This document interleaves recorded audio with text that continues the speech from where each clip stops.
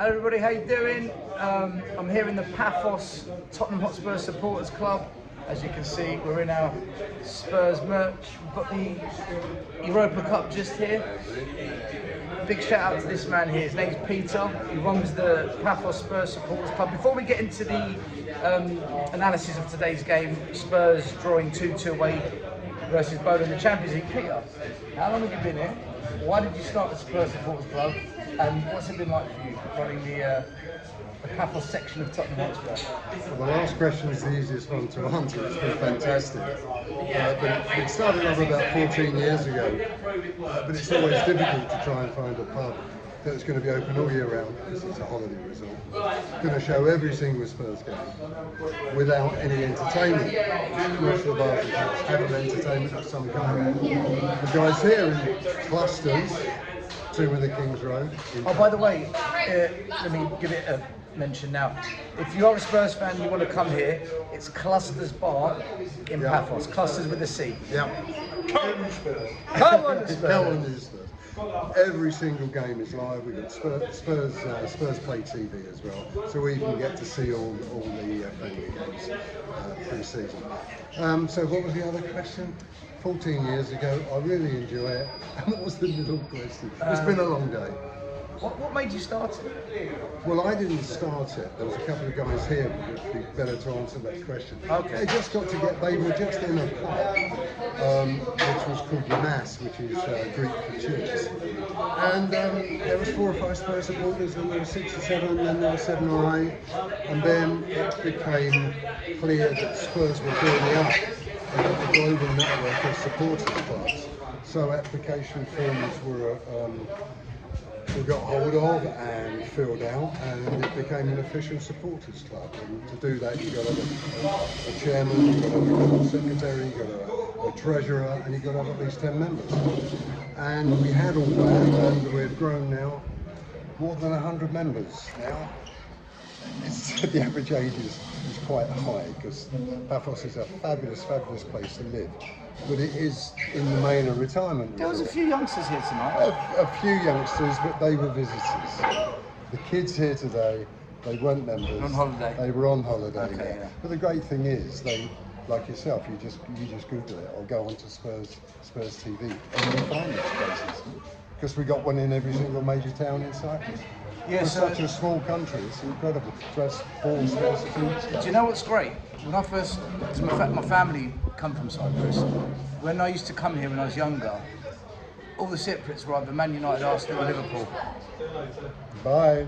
And I've noticed there is a bit more of a Tottenham fan base out here now. Very so much it's good so. to see. It's put down to, in the 60s when they got their independence, and there was very little work, so a lot of people went back to the UK.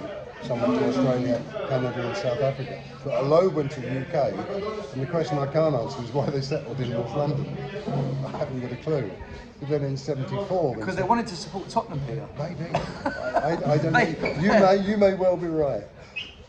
But there was a second phase of people going into London in 1974 when the Turks invaded. So a lot of people were sending their grandkids and teenagers back to England because they were already established there. And I guess that's just grown and grown and grown. But yeah, there are more Spurs supporters than any other British, but I would say that. Come on, you Spurs. Let's get into tonight's game. So, let's not. Do you know what? Let me ask you one question before we get into the game. Thomas Frank, he's only just started. He's going to need time to build a Spurs squad. Absolutely. He's going to need quite a few transfer windows. Yep. When you watch games like tonight and then the game against Wolves, the game against Bournemouth, do you think that we should still be doing better regardless, or do you think that's expected? Because I mean, Bodø, Glimt, they're not exactly Real Madrid or Inter Milan or Liverpool. What would you make of it? Do you think he needs to be doing better as a manager in these games, or do you think it's a bit unfair to question the manager I think it's far too early. He's only had 6 games plus a few friendlies and a couple of European games. Far too early. He's got a good track record at Brentford. Okay, he hasn't actually won anything, but Brentford was a tiny club. First club I ever went to see a football game in 1962, and they were tiny. Pub on every corner of the ground as well, which was pretty good. And I think he's got to have time. I would at least give him till Christmas and see where we stand then, because that's going to be a really important time, because we'll see what the new board, see what the new internal management are going to do in the transfer window. Who knows? It's a tough transfer window, especially with Champions League games still going on in January. It is a very, very tough transfer window, but if you've got enough money, you're paying enough in wages, people will join you. But it's too soon to say. Jury's out. I like him. I wish he'd stop chewing gum with his mouth open. And apart from that, I quite like the guy. I like the way he talks. I like the way he sums games up at the end. He's honest. He doesn't try. His interviews are good. They are. His interviews good. are They're not good, entertaining like they were with Ange, but it's just a different kettle of fish. But I would much rather see him play his best team. Today, clearly, that wasn't the best. Okay, do you think those Spurs can play their best team week in, week out? Yes. When you look at what comes off the bench, because the thing is, if he goes strong, then do you not think we'll suffer against Leeds? No, I'd much rather put the best team out, be 2 or 3-0 up at half time, and then substitute the best players, perhaps. Because one of the Do guys it the other way around, then we're not all having heart attacks. So one of the guys on our channel called Ian Lubin, he said we should have gone strong tonight and strong against Leeds, and we were having a bit of discussion about this on Well, Monday. we'll find out, won't we? We'll find out. Yeah, we will. We don't really know his philosophy at the moment. It will have to come out in the wash, because how many months have we got with two games, 3 games every 8-9 days now? I don't think our squad's good enough to play 2-3 games a week. Possibly not. Possibly not, but I still think we should have had a better team out to begin this game. Do you not think, though, the team that he did put on the pitch should be good enough to be playing better than what we saw today, though? Because there's a lot of questions. A lot of Spurs fans question Richarlison, Odebert, Tells, Archie Grays. There's a lot of Spurs fans that say they're not good enough. There's a lot of Spurs fans that say give them more time. I can maybe understand it with the younger players, but Richarlison, is he good enough for Spurs, Pete, in your opinion? No? We agree on that one. No, I think he's inconsistent. I don't think he's a team player. I'd love to. You're never going to find another Harry Kane. It's just not going to unless you spend £150 million, which we won't. Who knows? He might come back at the end of next season, but somehow I doubt that. And what kind of condition is he going to be in then anyway? So I don't think Richarlison is the right man for the job, and I think that's generally accepted. But who else have we got at the moment to fill his shoes? Dane Scarlett, do you think he should be given a chance? Yes, I do. He could be given a chance probably in Carabao Cup maybe. But then people will argue, you've got to put your strongest team out again. I may even be one of them. But it depends what our injury status is at that time. I think we recorded 7 or 8 players injured still today. No Kulu, no Solanke, no Maddison, Romero's out now as well. Well, that apparently was just a precautionary. What does that mean? Normally when Spurs say that, it means they're going to be out for 3 months and require surgery. So we'll have to wait and see. Yeah, and 3 months turns to 4 months. What do you make of the left wing situation? What would you do with the left wing situation? Because Xavi Simons is a number 10. I don't think it works with him on the left. Today we started with Johnson, didn't work. Johnson isn't a left winger. He should be playing on the right side. But now that we got Kudus. Oh, he's our best player, Kudus. We can't not play him. He's there. our best player. Yeah. So run him into the ground. Bring Johnson on 15-20 minutes from the end. Comes the other way round today, which I disagree with.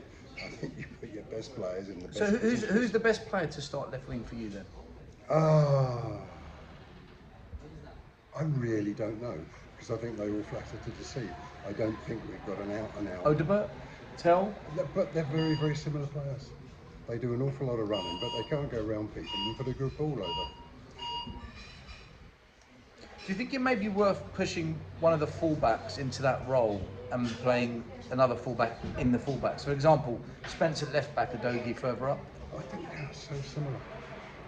I don't think any of those players you mentioned will flourish as a proper wide left winger. I just don't think we have one in the squad. And do you think we haven't replaced Sonny in that respect? Yeah, I think we should have kept him until we actually found a proper replacement, which we haven't. But we've been unlucky with Kola Moani being injured. I mean, there's another one who's injured. He hasn't had a chance, has he? Yeah, we don't know what we're going to get from him. Another one is injured. Yeah, you're absolutely right. last question, and then we'll wrap it up because Pete's got to go home. I'm really tired, and it's yeah, 1:15 midnight, and I've been here since 2 o'clock. So And they're shutting the doors. Yeah, and I haven't had a whiskey yet. And he needs his whiskey, his Jameson. Do you think we need a ball-playing number 8? Absolutely. Yeah. We desperately need someone in the midfield that can control the game. Absolutely. I mean, I love Bergvall, but he's not that player.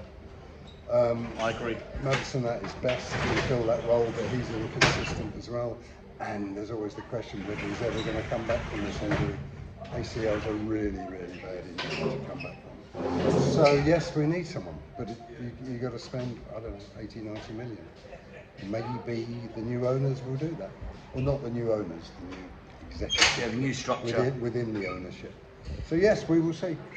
Guys, if you're in Paphos, come and find Pete, Clusters Bar, the Tottenham Hotspur Supporters Club. Good crowd here, friendly bunch. I met 3 or 4 people tonight. Everyone was lovely. Yeah. And, Bring some money as well. Bring some money. By the way, he sells some Paphos merch here. I bought, what did I buy? Poloneck, I thought? Something like that. It was a cheap one though, wasn't it? I bought the most expensive one that he... No, he really didn't. But everything is made in Cyprus or Paphos because we can't have anything from Spurs because it's too expensive. And we have to pay 19% VAT, and I hope Spurs are listening, 19% import duty, no, 90% VAT and 20% import duty. So fortunately, we can get everything made in Cyprus and Paphos. Come here, support the club, support Pete, they're doing a great job. Yes, exactly that. What's that? Come on, you Spurs. Come on, you Spurs.